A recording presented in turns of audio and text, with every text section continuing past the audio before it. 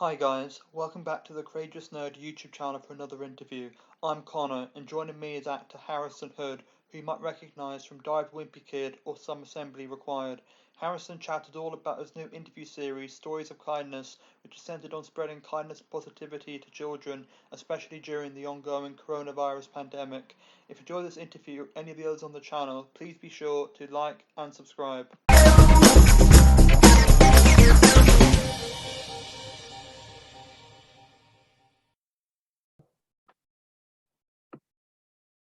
So welcome, Harrison, and thank you for taking the time to do this. Hey, thank you for having me here today.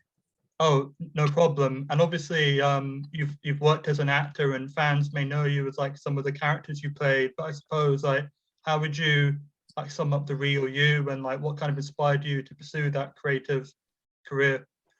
Well, I got into acting when I was younger by making YouTube videos. So I guess I started as an actor by creating my own stuff, by creating videos and editing them and throwing them up on YouTube and doing that. And so I was just having fun making comedy videos and I've always played music my whole life. So that ended up being like music parodies and music videos and just like funny original little songs that I would make.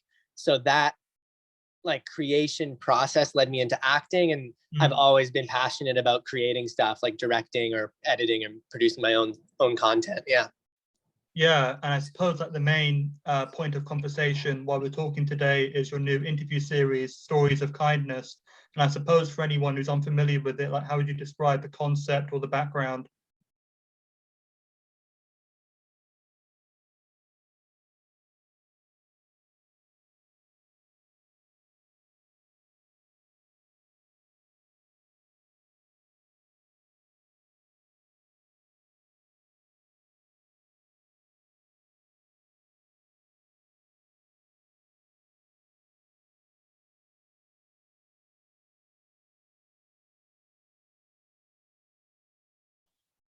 Yeah, so Stories of Kindness is a new show.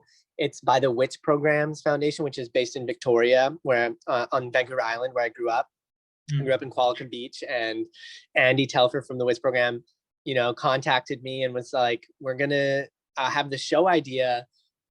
Can you help us make it?" And I was like, "Of course!" Like, how can I say no to making a show about kindness and spreading positivity and kindness to everybody's day, Sure. and connecting kids right now during the pandemic, during these difficult times where you're isolated at home, and a lot of kids can't go to school, or they can't see friends or hang out with friends or family and stuff. They're really isolated, and they're at home alone with social media and stuff. We just wanted to create a show that gives them an opportunity to talk to somebody maybe they would never have talked to before, but in a really positive and kind way, and inspirational or motivational way, and just connect people together and have these stories or storytelling and conversations with kids and celebrity guests that we brought in. Yeah, and I suppose like from a creative standpoint, how would you describe the overall objective of Stories of Kindness? Yeah, I mean, the objective is pretty simple and wholesome. Like, we just wanted it was just about the kids at the end of the day. In my opinion, I was like, let's give these kids something fun to do, and something to think about, and something to they can learn, or they can share kindness with others. And I guess the objective at the end of the day is to show people across the country that it's easy to still get involved, or it's still easy to spread some kindness or whatever, even though it might be difficult, especially right now, staying at home, and you get frustrated quite easily with certain things. So we wanted to show that, hey, look, there's a lot of opportunity. It's just about reaching out, or there's a lot of opportunity to like have a conversation with somebody, or learn something new, and to to take that into your personal life, going forward after the pandemic, and just being interested in other people, and just doing small little things can really impact somebody's day or week or year or life.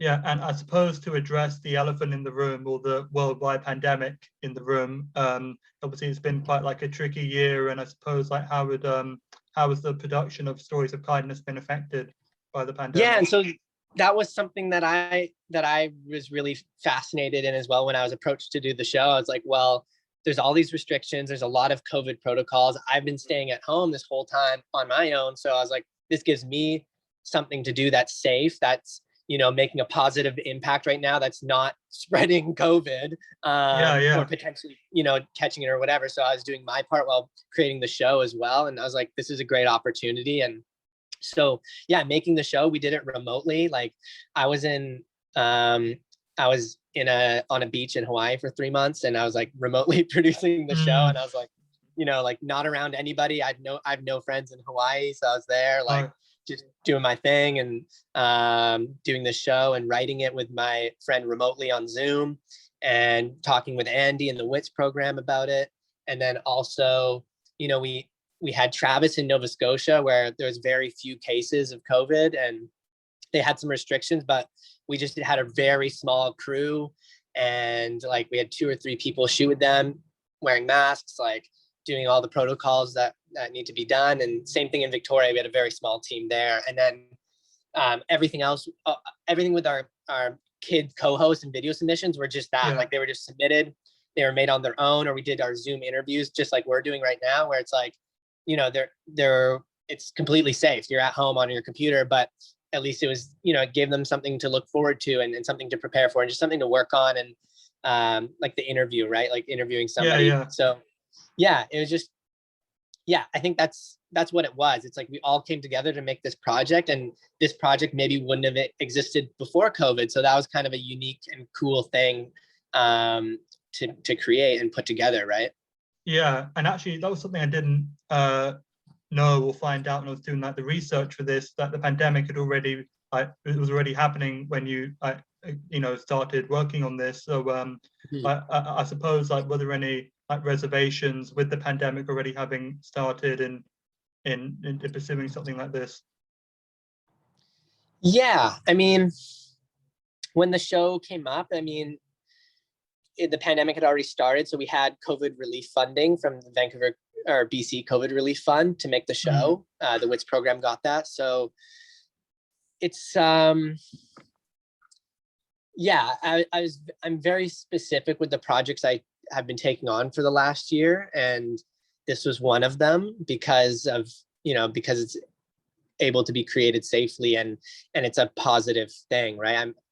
The more stuff I create, the more I realize how important it is to, like, how important the messages of what you're creating is, right? And how important it is to just put care and time and attention and detail into that, and just make sure that what you're creating, goes out there in the world. And I'm just definitely conscious of like what I'm making now, right? Because I don't want to make something that makes people feel bad or isn't like, you know what I mean? Yeah, and obviously, as we were kind of talking about before we started recording, and as I mentioned briefly at the start, like, you're known as an actor. You've been in like A Wimpy Kid and some Assembly Required. But I suppose with this, it's more like other side of the camera kind of. So I jumped in and did one interview last minute because of some scheduling stuff that didn't work out. But other than that, I was behind the camera. I was directing this one and producing it and writing it, and just creating, developing it with Andy and Dakota, my writing partner, and Travis was involved at the beginning a little bit as well with the development and booking some of the guests. So it was a team effort, and I just managed the team and made sure that everything came together, and it was super fun and a different challenge for me because of the remote aspect of it. And so I was like, I would love to figure this out, because my future goals with directing, producing are, I want to be making stuff in LA and Vancouver, and I have different teams of people that I like working with in both of these cities. And if there was some way to connect that in the future and remotely do stuff, like, it's just a good skill set to have, I think, going forward. Yeah, I mean, do you have a preference for like either side of the camera at this point, or are they both kind of is like an equal kind of thing for you? Or I love both. I really love both. I really want to direct my first feature coming up. It's based about my hometown in Pelican Beach, and so that's like my goal right now. My big goal is to direct that feature. It's a coming of age comedy, and I did write myself a part in it, so I'm like, I'd be playing myself, but we'll see what happens. I mean, you know how these things go. There's the whole process to creating something on that large of a scale as well. So we'll see what happens. But yeah, I want to still act, and I want to do more comedy stuff in the future as well. Like I just love comedy stuff. It's fun. Yeah, and kind of like in that vein, like to what extent did your recognizability as an actor affect Stories of Kindness? I mean, as an actor, I think my experiences as an actor and my skill set there has helped me.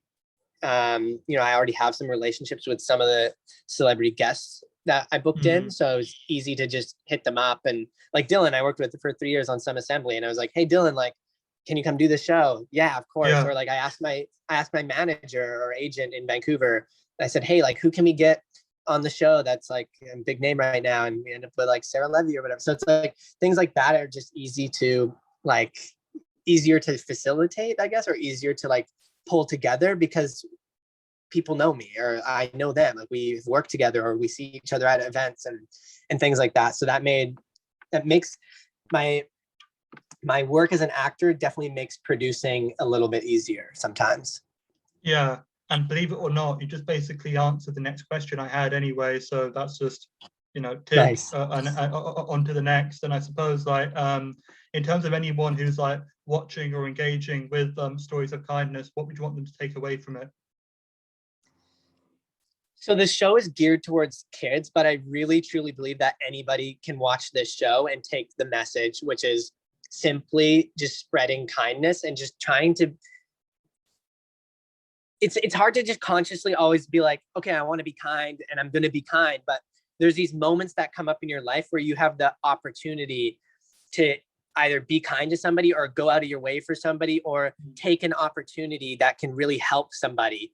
And I think that's the takeaway from the show is like, take those moments of opportunity to be kind or take those moments of opportunity to go out of your way for somebody or to help or mentor somebody or there's just so many things like that come up in your life. And I think I just want to encourage people to jump on that. And that's for kids and that's for parents and for anybody that, can watch the show. I think that's the takeaway, right?